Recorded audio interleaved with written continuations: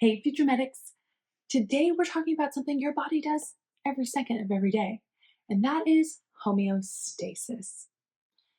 Homeostasis is maintaining your body within certain levels. So, the definition of homeostasis is staying the same. Your body, finicky creature, and if it gets outside of certain levels, she don't want to work. So, your body is constantly tinkering and fixing things like your blood pressure, your sugar, your oxygen levels. And when those things get out of whack, that's when people call me. And that's when we start to see hypoglycemia, hypotension, sepsis, things like that. So think of your body, especially your brain, like the hypothalamus, as a thermostat. So if the body gets too cold, the heat kicks on. If the body gets too hot, the AC kicks on, and so on and so forth. It's constantly tinkering and fixing things. And the way that it receives feedback on what to do and how to maintain homeostasis is through feedback loops. And there are two kinds. Negative feedback loop reverses a change to keep your body stable. So, for example, a sensor senses that something is off, like your body temperature is rising. And a control center, usually in your brain, decides what to do about that. An effector then acts to fix this problem. So here's an example. You are way too hot. Your hypothalamus decides, I know how to fix this, activates your sweat glands.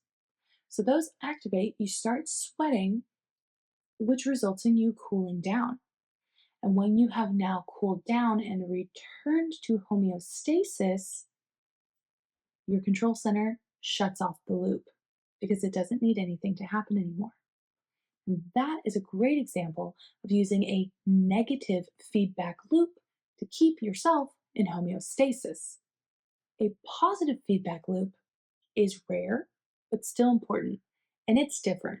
It actually amplifies change instead of reversing it. Like I said, rare, but in certain situations, incredibly helpful. For example, childbirth. Whenever there is a lot of pressure on the cervix, it signals for oxytocin to be released. Now, the release of that oxytocin causes stronger contractions, which causes more pressure, which releases more oxytocin. And round we go, self fulfilling, right?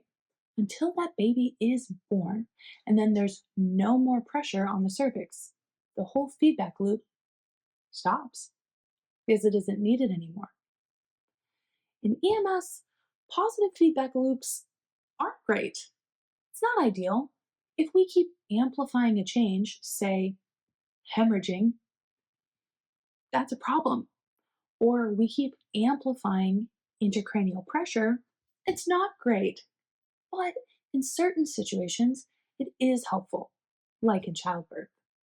Homeostasis explains most of what we see in the field. Your body is constantly trying to fix itself, and when it can't regulate anymore, it triggers what we see as shock.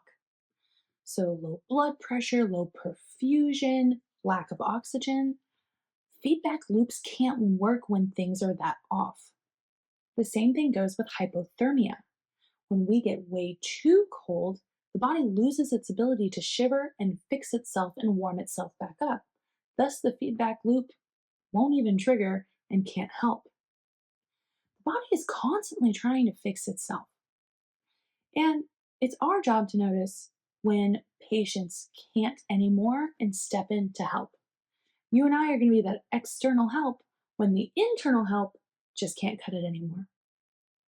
So, this is our first step more into physiology and out of anatomy. The body is a very complicated machine with a lot of small little intricacies and mechanisms, can get really confusing and overwhelming. But you're going to be fine. You're making it look easy anyway. Stick with me. I'll help you explain all of these things and understand what's going on so that you can be a better provider. I believe in you, even if you don't believe in yourself right now. I'll see you soon.